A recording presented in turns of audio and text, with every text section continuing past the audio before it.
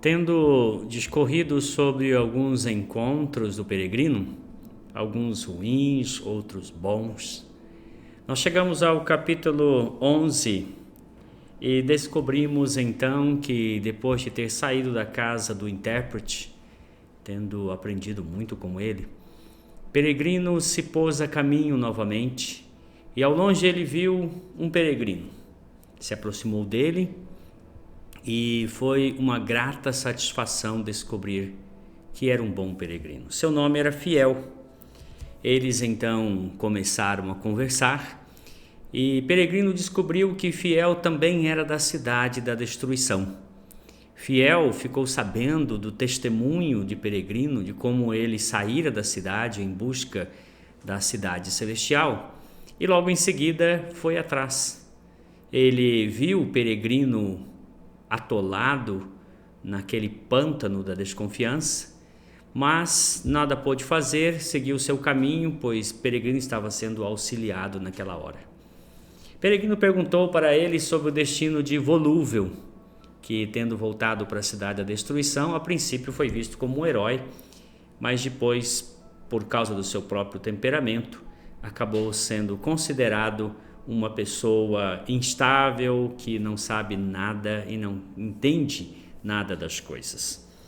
Deixando de falar do destino de Volúvel, Fiel começou a falar sobre seus encontros e a conversa girou em torno disso. O primeiro encontro de Fiel foi com uma dama chamada Sensualidade. Fiel quase foi enredado por seus encantos. Todavia, lembrando dos conselhos sábios de Salomão em Provérbios, ele conseguiu resistir à tentação e, tendo deixado a sensualidade, seguiu seu caminho. Caminhava ele quando encontrou-se com um homem velho. Este homem chamava-se Adão o Primeiro. E este homem tentou dissuadi-lo a que permanecesse com ele, a que se casasse com uma de suas filhas. E ele tinha 3 filhas: concupiscência da carne, concupiscência dos olhos e soberba da vida. Fiel ficou tentado a permanecer com Adão e viver com ele e tornar-se seu herdeiro. Todavia, depois de perceber que as coisas não eram como Adão prometia, ele então fugiu, escapou dos domínios de Adão e continuou sua peregrinação. Não muito tempo depois, ele foi agarrado com muita força por um homem que tentou subjugá-lo, que tentou fazer com que ele fizesse sua vontade e acusava-o de ter se interessado pelo mundo de Adão. Este era Moisés. E este homem deu a ele muito trabalho e ele conseguiu então escapar de suas mãos e fugiu quando lhe apareceu uma boa ocasião. Depois, Fiel continua narrando para Peregrino outros encontros. Ele encontrou-se também com uma pessoa que chamava-se Descontentamento. E este tinha alguns amigos desagradáveis: soberba, arrogância, vaidade, glória humana e assim por diante. Esse encontro não foi nada bom para Fiel. Pior ainda foi o encontro que ele teve com Tejo, que lhe deu também grandes dificuldades na sua caminhada. Depois de ter assim se livrado destes incômodos, Fiel passou pelo vale da sombra da morte e ali estava então caminhando. Depois de ter se encontrado com o Peregrino, caminharam juntos por uma boa jornada. Estava ele então a caminho quando encontraram, Peregrino e Fiel, um homem chamado Loquaz. Antigamente, o nome desse personagem era Tagarela. Uma pessoa que falava, e a sua intenção era argumentar a exaustão a fim de convencer as pessoas de que era verdadeiramente um cristão autêntico. Suas palavras eram impressionantes, de maneira que Fiel quase se deixou levar. Estava ele já acreditando que Loquaz poderia ser um excelente companheiro, alguém que poderia ensinar muito aos peregrinos, mas o peregrino já conhecia Loquaz de longa data. e advertiu o fiel de que aquele homem falava coisas que não vivia, que a sua fala não era condizente com a sua vivência, com a sua prática. E fiel ficou pensativo, porque os argumentos de Loquaz eram muito bons. Mas então Peregrino instruiu ele e disse assim: olha, pergunte a ele sobre como ele vive na prática estas coisas que afirma crer. Assim, houve uma conversa entre Fiel e Loquaz.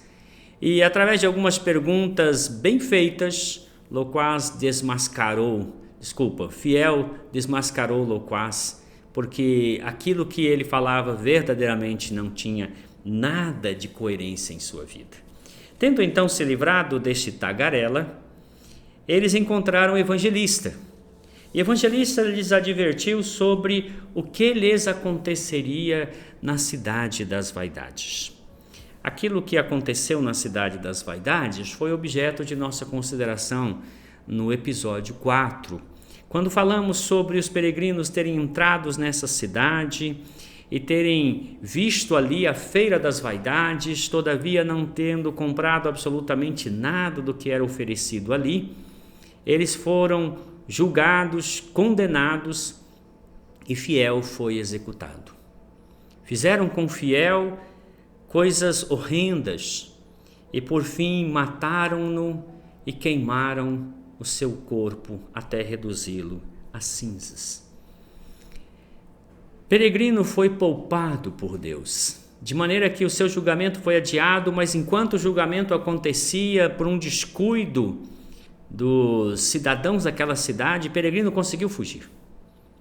E tendo então fugido daquela cidade, agora já sozinho, sem a companhia de Fiel, ele continua sua caminhada rumo à cidade celestial.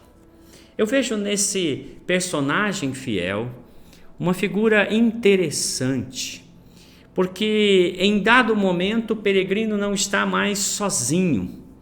Ele é acompanhado por alguém que tem uma experiência similar à dele.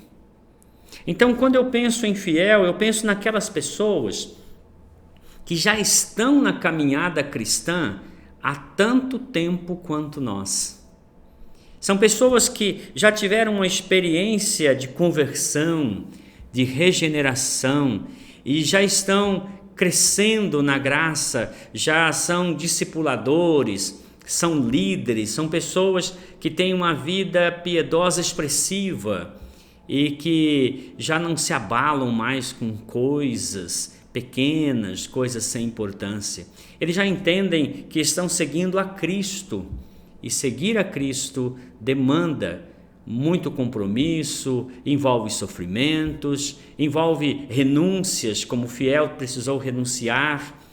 Exige uma postura de nós.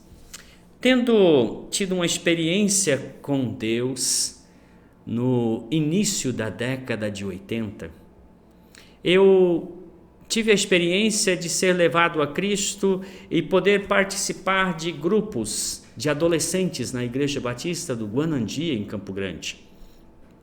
E lá eu conheci pessoas que iniciaram sua jornada cristã juntamente comigo. Pessoas queridas com as quais eu ainda tenho contato e pessoas que ainda continuam firmes na fé, seguindo o Senhor Jesus Cristo. Posso mencionar alguns nomes, evidentemente não mencionarei a todos por questão de tempo e também a razão que nem todos eu tenho contato, mas os que eu tenho contato mencionarei alguns. Noide Neide Pache, Edinaldo, Moacir Araújo, Vanderlei Ximenes, Marcílio Cruz, Marcelo Dias, Giovanni, Heraldo, dentre outros, todos eles firmes na fé, seguindo a Jesus.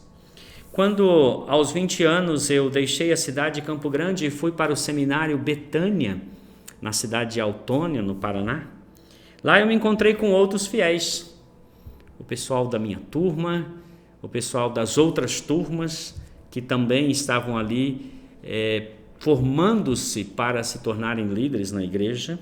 Posso mencionar Marcos Melquisedeque, Marco Aurélio, Vildene, missionária no Senegal, Miriam Fiorentini, Sheila, Nilda Nunes, Darli Parlucci, Jeremy Engarda, Angelita, Fátima, Douglas Pessoa, Everaldo, dentre outros tantos. E ainda tinha os alunos das outras turmas, e pelo que sei a respeito deles, muitos permanecem no ministério, alguns estão envolvidos em outras profissões e ocupações. Todavia, o que sei a respeito deles é que permanecem firmes na sua fé, entendendo que esta caminhada é assim, árdua, porém vale muito a pena.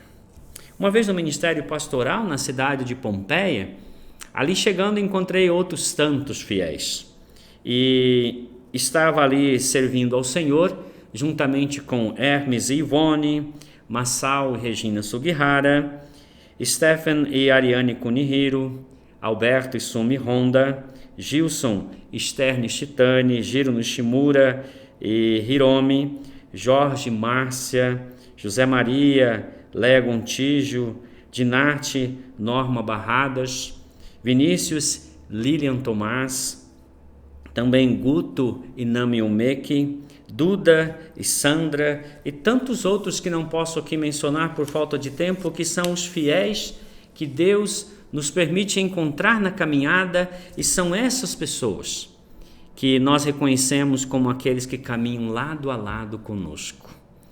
Tendo chegado aqui em Valinhos, também encontrei outros fiéis, homens e mulheres idôneos que já caminham com o Senhor há tanto tempo ou há mais tempo que eu.